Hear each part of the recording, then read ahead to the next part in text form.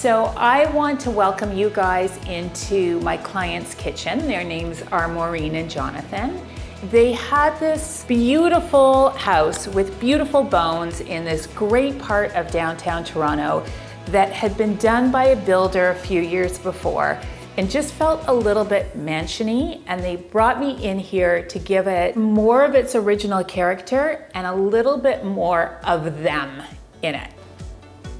The inspiration for this kitchen is some of my favorite English kitchen makers, and it's been a little bit of a trend over the last few years to have these twists on the old English kitchen, and that was really the inspiration here. There are a few things in here that make this kitchen really unique and special, and one of them is the face frame. Around each drawer, there's a frame. We always sacrifice space, and they're much more complicated to make than a standard kitchen, but it gives it an elevated look. We have a really flat front cabinet here, and in other places we have a shaker, and it's really carefully thought out where we have what. So for example, on these tall pantry doors, we have a shaker panel. And that complexity is what makes this thing so interesting. I have exchanged a little bit of function for form here. Lots of people want to bring this right down to the ground, and then you get all this storage space. Instead, we went for these long legs. We had to be able to plumb the sink. We had to be able to run the dishwasher. Those things sit in the island. So we've sort of did this, it's not quite 50-50 exchange. It's like a 60-40. We're always trying to balance how to have it look amazing and how to have as much function as possible. My client Maureen does a lot of work at this kitchen table. We wanted to give her some filing, which is what lives actually in these drawers here. And then up here, we have a huge display. She's a big ceramics collector, and she's got these amazing pieces, and we wanted somewhere to be able to put them. We really played with scale in this kitchen. In this case, we had these incredible ceilings to work with, and that allowed us to bring this tall cabinet all the way up and have it look really quite imposing.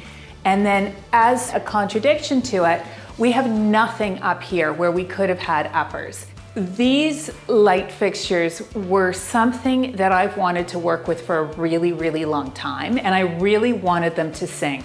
And then we have this super traditional detail happening over here on the range hood. These two things, they do work beautifully together. And then this light fixture over here is so super traditional. To see it in with all of this modern architecture around it is such a neat layering, I think, of materials.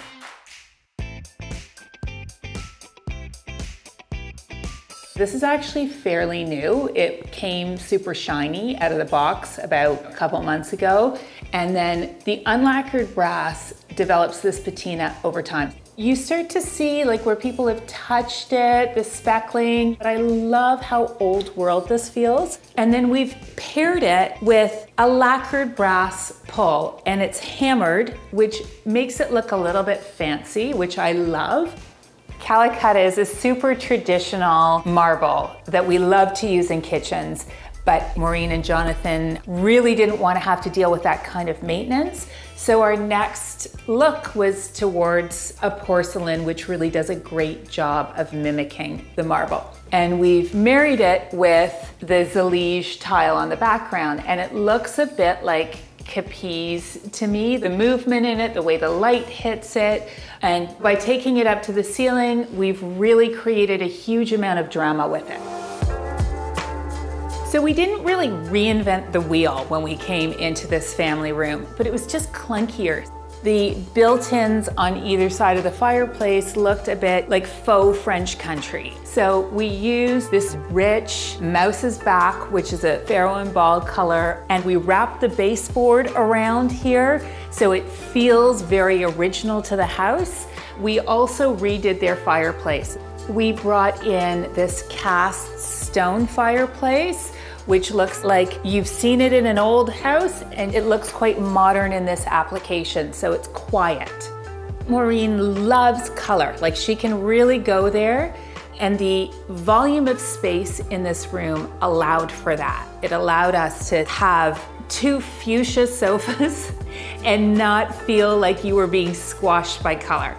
And then this very fun fabric on these wing chairs that already belonged to the client. So they kind of got a little bit of a new life. And then we got to have a lot of fun with the pillows on the sofa, and we used to cut velvet. So right now we're in the formal living room of Maureen and Jonathan's house, and it's really the original elegant front of house parlor, and we wanted to make it feel a bit looser. We really kept with the front of house materials. So there's velvet, there's wool, there's silk on the drapes, there's these incredible moldings in the ceiling. And then we shook it up a little bit with a Noguchi lamp in here to really give it a little bit more of a cool factor. These swivel chairs, they're back to that Mad Men age, but we're reinventing them in a cooler format. Same with these bell tables. They're brass and they're quite elegant with this rich glass on top. We also have this unbelievable silk pattern happening in these old antique chairs that originally belonged to Maureen, and we've recovered the seats and backs. Holding together all of our amazing curated selection of pieces is this incredible architecture, and this was really the jumping off point for the room. We have this mantle that's original to the house with all of this detail. We've got applied molding, we've got recreated plaster molding all in the ceiling. All of these things could have read really, really stuffy and kind of old and formal, and like you didn't want to hang out here and have a drink. And we wanted to give this room the feeling where you just want to come and hang out, because that's what a living room is. You're supposed to live in it.